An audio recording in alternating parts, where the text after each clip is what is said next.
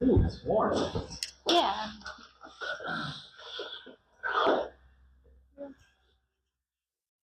We will. Okay. So we're gonna be over there. I'm gonna use this microphone. All right. Oh my goodness. I'm gonna set it right here though. No, I'll keep it on. Okay. Anyway, this is. What kind of waveform? I'm gonna move this. I'm gonna move this. Do you feel like there's a barrier between us? Too far. Why are we so far apart? Wait, can you move this guy? It'll improve the visual quality a lot. Wait, you don't want it to be in the background?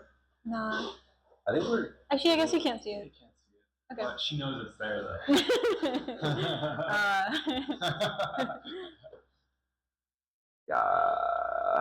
Hello, friends. How are you? How have you been? I'm gonna put one more prop. One more prop up. We'll just be like against the wall. I'll bounce it out. Oh. Yeah, we're building shit here. There you go. The way your mind works is great. What do you mean? It's a legitimate part of the world. Never in a million years thought that would be something that we want to put in frames, but cool. Yeah. Good. You like create leading angles on the Whoa. Hello, friends. How are you? What are you up to? We're going on a lot of dates. Yeah. How's that been? It's been fine. I've never done that before. Like, you like meet someone and then you're just like, that was interesting. I don't know if I'll do this again. like I don't know, like this is the first time I had that process of like, what do you even say or what do you not say to like move on or to talk to someone else or not talk to or how do you even decide like, yeah, let's keep this going. Like from a 1 hour conversation, you just know like you're not it. You think you could give some real examples, and I think like imagine you have a conversation with someone, they're like relatively cute, no red flags, like you still go on a date with like the second date, or do you just like oh that didn't there wasn't a spark, there wasn't that, you know what I'm saying? Well, you have to think about what you liked about it. What I liked about it is she had more energy than I did, which is nice. But also, I'm like, wait, what if I can't keep up with that? That's wild. Double. That's wild. That's not right. That's something I don't. The benefit becomes without. Actually, what do you mean? What do you say? I was saying that in that case, you're making the benefit become something you doubt. Right. I don't think that should be the case. Well, I think a lot of college people have double-edged. Like, I think a lot of what makes us unique is kind of like the double-edged. Like, someone else would be like, well, that sucks. Yeah. So I think like maybe I'm just optimistic and that I'm like, oh, this could be great, and then I'm also like, wait, this could also be bad. Sure, I guess you won't know. So that's like, if you're still curious, you continue. So what you're saying is we should go on the second date. Wait. Unless there's like things you really don't like. What do you mean more energy than you? Like she's more talkative than you are? Yeah, like my processor runs at like 60 hertz. Hers is at like 120. You know what I mean? She's got like more things to say faster than I do. I'm just like, wait, I just haven't even like listened to the first part, and I'm still thinking about it, and she already has something new to say. I'm like, ooh. I'll turn that off. Yeah, if you must. It's just like acoustic, bro. What the fuck? It's so loud. You hate it? A little bit, yeah. It's like a white noise that was cute. It's like a blue noise. Like brown noise? It's not even brown.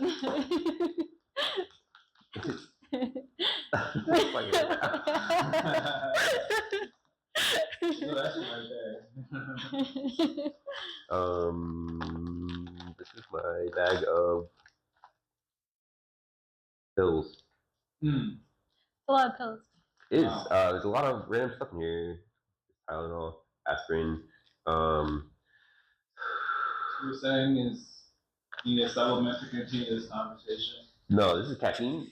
I mean, unless you think caffeine is a supplement, but yeah, I'm about to pop. I'm about to pop some pills. That's actually kind of cool. You want? You're like, I need energy.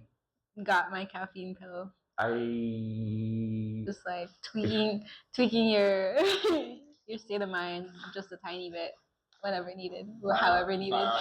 Biohacking as fuck. Okay. Well, but actually, I have things to say about this. Okay, what's up? Okay, first of all, I think that this is something I've been thinking about for a long time. I haven't thought about it more in a while, but the last thing I thought about this was that, like, I think the key to being funny is to mismatch your energy with other people, specifically having higher energy than other people. Yeah, because like usually, like when I'm being the funniest, usually it's because I'm willing to interrupt. I'm actually like I'm thinking faster and also willing to just jump in and say whatever I want. It's like mismatched energy. Like my energy is specifically is higher, and I'm not actually like bringing my energy down. Which okay, here's the caveat, which is that bringing your energy down and matching other people's energy is much more relational. So like whenever you are being funny, the price of comedy is that being alone. In a way. No. I think usually people a lot like comedy. It's just like, disruptive. It's disruptive. You're not gelling. You are. But you see how we're not on the same energy. If I'm making a bunch of jokes, like there's a little bit of like isolation to that. At least I think. What did you mean by saying it was relational?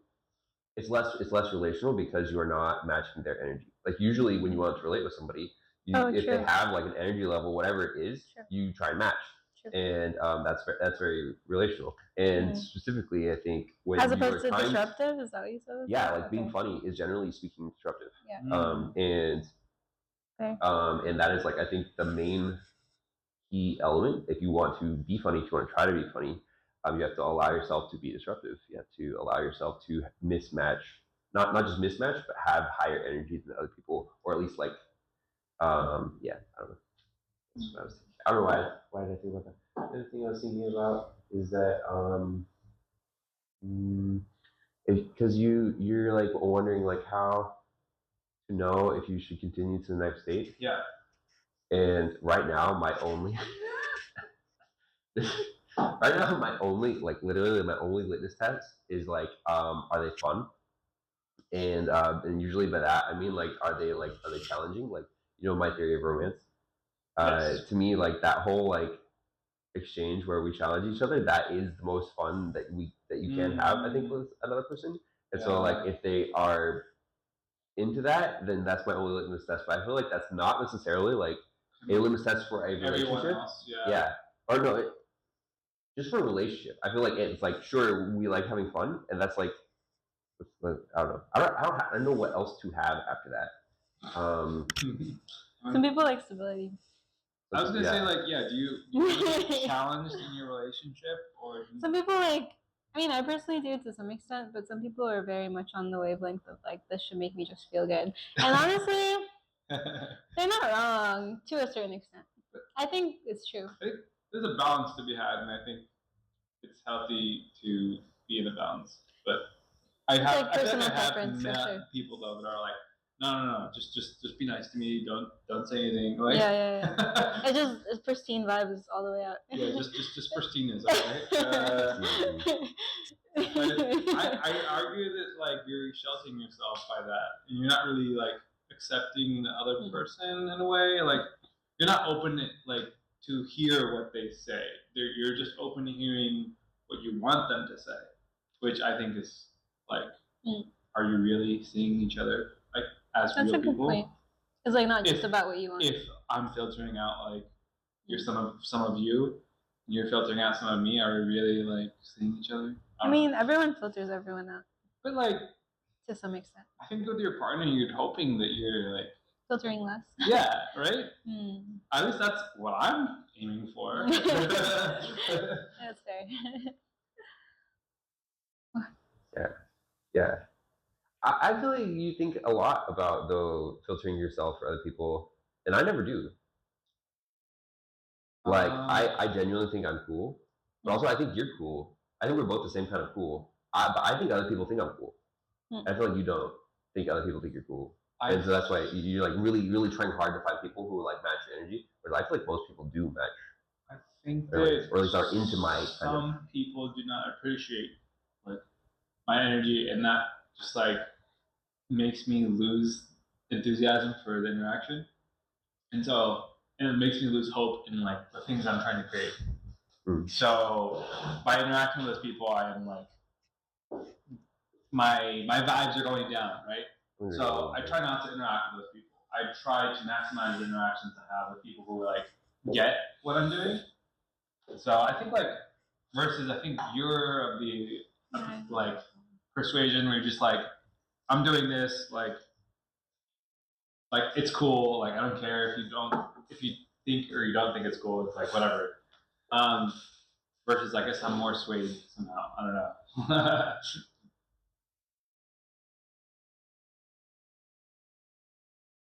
You've never met anyone that's like probably that's I don't care about this. Like this is lame.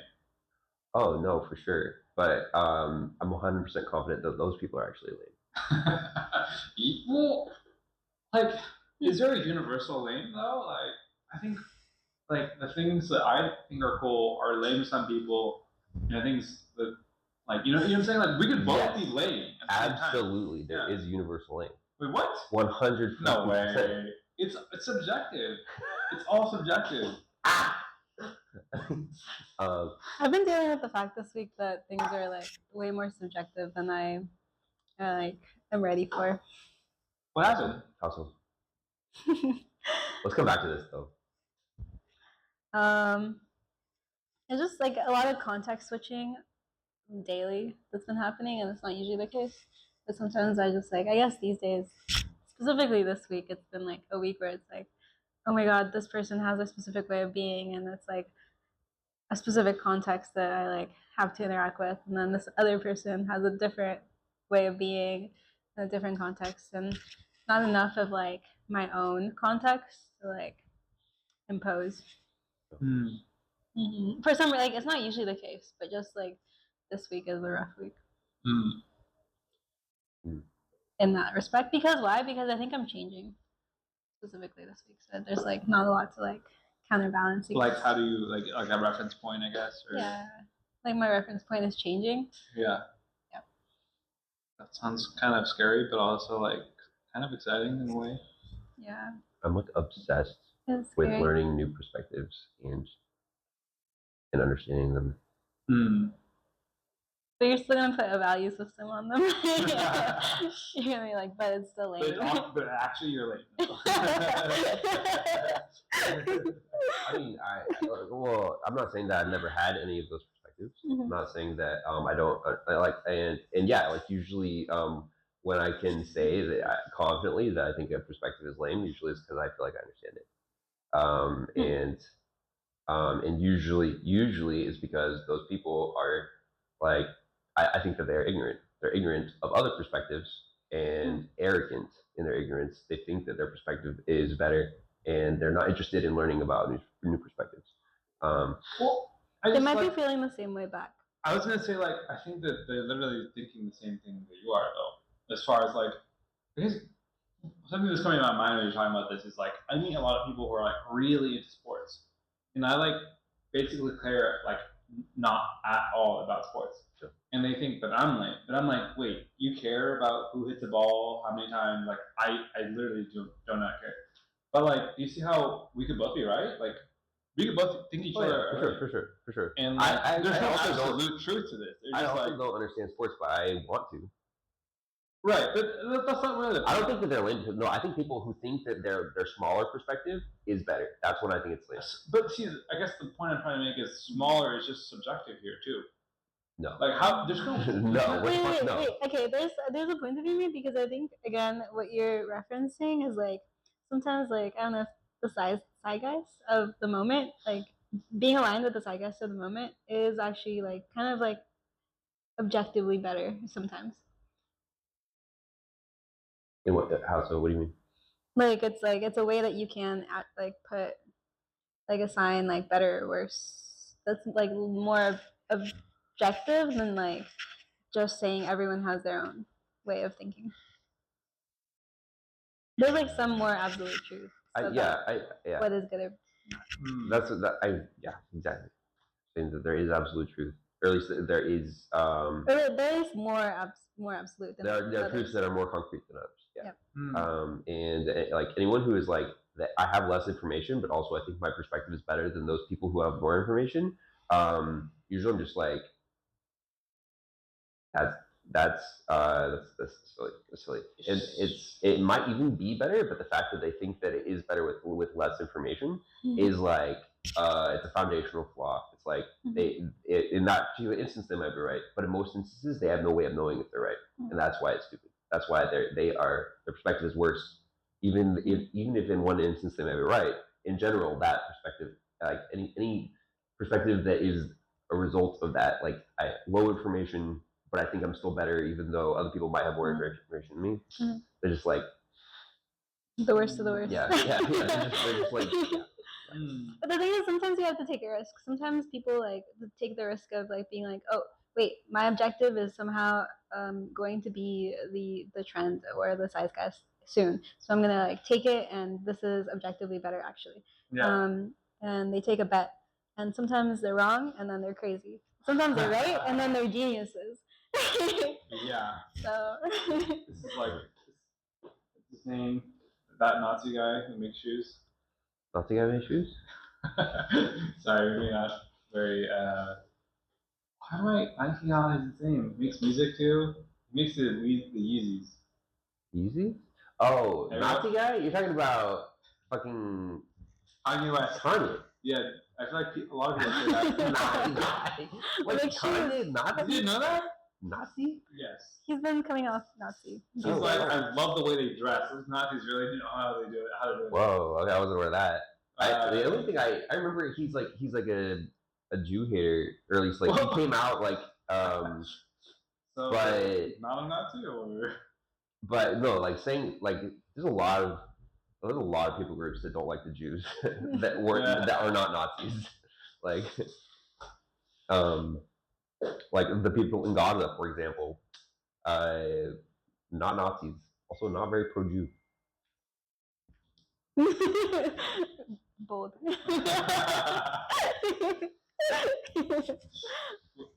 We're making this podcast spicy. I'm just saying, like, not liking Jews doesn't mean you're a Nazi. Fair. True.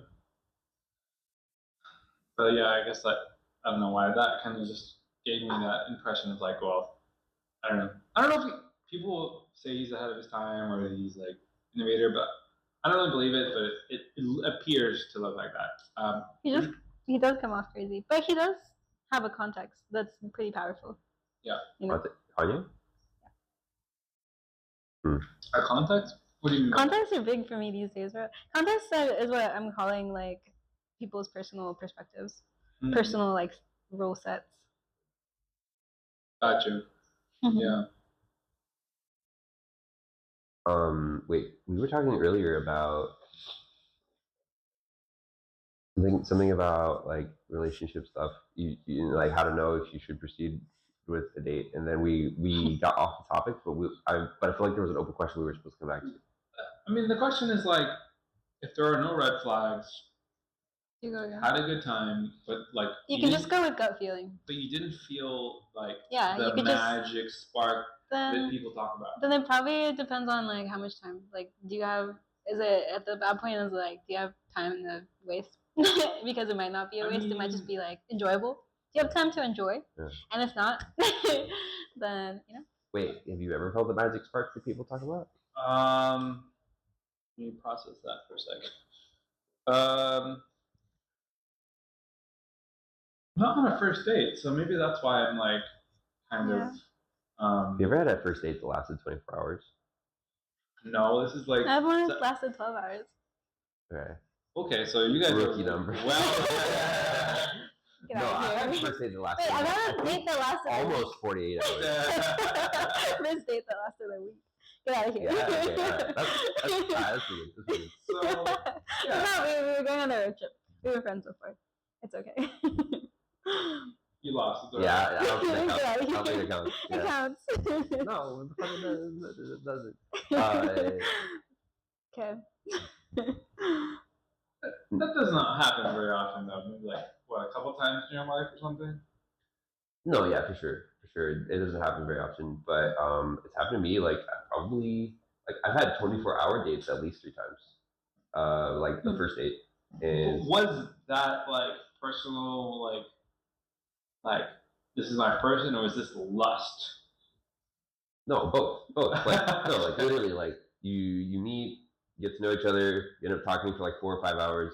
You go home and sleep together, and then you wake up, you make breakfast together, and you talk again for like 6 or 7 more hours, and then you have to go, or maybe Sunday you change plans and you do it again next night, and it's like that's a really good first date. I've done that a few times.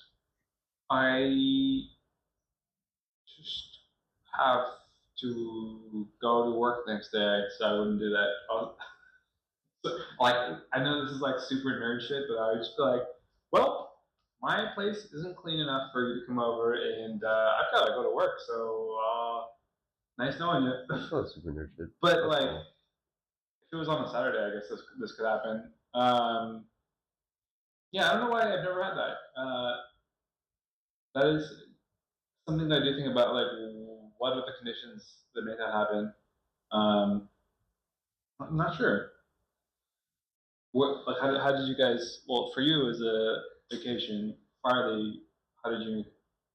How did this happen? I don't know, just like I don't know, that expression, like you meet somebody you can talk for hours. Yeah. You can meet somebody you can talk for days. Like I don't know, I've experienced that. You just like you really enjoy each other's company. It's not just enjoying each other's company. It's like you don't find like a natural stopping off point because you so easily flow together.